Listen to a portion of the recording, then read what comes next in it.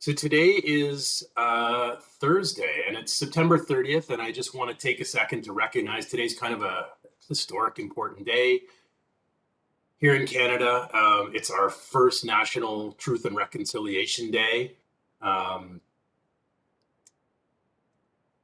which I think is significant in our history. Obviously, we've got very troubled history with colonization and sort of the legacy for the Indigenous people in this country who've been here for much longer than people have come from around the world. So today is kind of a step in recognizing that, and one step in sort of righting some of those wrongs and moving forward.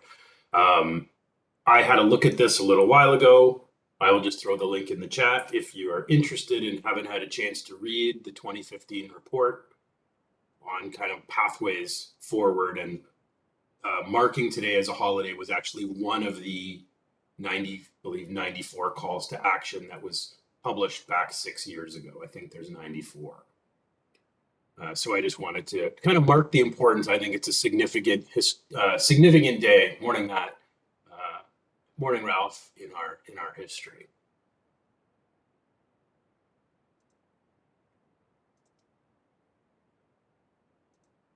Okay, so we are going to move into today's lesson. Is Management Studio? Yes, it is going to be important. It's not absolutely required, Kat, but it is the best way for us to interact with our databases. If you don't have it, I will show you a backup. You can interact with your SQL Server database through Visual Studio, but it's quite slow and limited.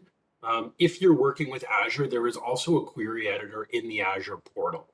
So it's not absolutely necessary that you have Management Studio, but my suggestion would be, it's going to make your life easier if you do. So Kat, I know we had talked about an appointment. You may want to make an appointment and see if we can help get it up and running. So not absolutely required, wondering Ralph, but it's going to make your life easier. Okay. I also have some time available tomorrow morning. So if you want to connect with me, send me an email and we can look at that. So what are we doing today? Few items. So our learning objectives, a brief check-in. This is something you can do either on a break or after class. I will show you this in a moment. We're going to look at SQL Server, do a little bit of an overview of what SQL Server is all about. We've already created our local database and our Azure database. We did this at the end of last week.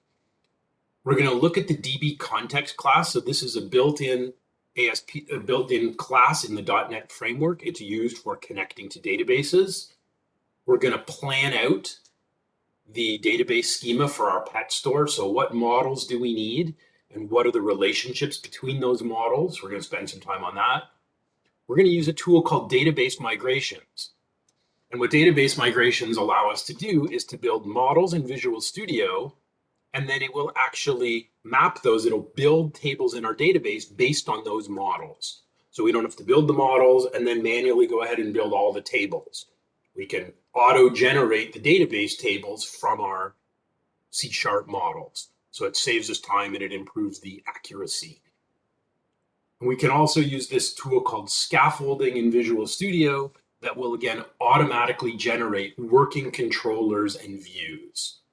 And those won't be fully sort of production ready, but they'll be functional so that we can start doing create, read, and update and delete operations from our web application interacting with our database. So that should be pretty much everything you need to complete assignment 2. We may not get to quite everything today, so a few things may leak into next week's class, but a lot of what we want to cover is going to be in today's class. So just on this first item, I have a brief survey here up in the week 4 folder. The link is here. It's a remote learning check-in. So this is just a short anonymous survey, just a couple of questions asking you basically, how's the semester going for you? How's our course going? Do you have any feedback from me on the course? Any suggestions? I like to get a little bit of feedback about a month into the class so that if I need to make some adjustments, now is a good time while we still have 3 months of the class. Now's a good time for me to get that feedback so I can make some adjustments. So if you have it, can take 5 minutes sometime over the next few days just to give me some feedback on how you're doing and how the course is going for you, that would I'd really appreciate that. And again, that's a chance. If things are not working for you, it's a chance for you to give me some feedback so that maybe we can make things run a little bit better. Okay, so you can find that item right here. It's got the yellow folder. It says remote learning check-in. I can even put the link right in the chat. And your answers are anonymous, so I can obviously see the feedback, but I do not see who said what. So be respectful, but please also, you can be candid.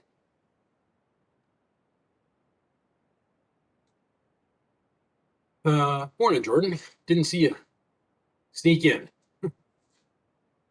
So before we start working with our SQL Server database, we're going to have a quick look at this video. It's about 9 minutes long. And I know a few of you may have worked with SQL Server before. It will be new for many of you. So I want you to watch this video. And as you do, this is kind of my question. This is what I want. This instruction is to frame your watching. Why do we use it? So what are some of the benefits or some of the reasons to consider using this technology? Now, I'm not going to stream the video through WebEx. Like I said, it's 9 minutes long. I'll put the link in the chat as well. So what I'm going to do is I'm just going to pause my recording and my screen share.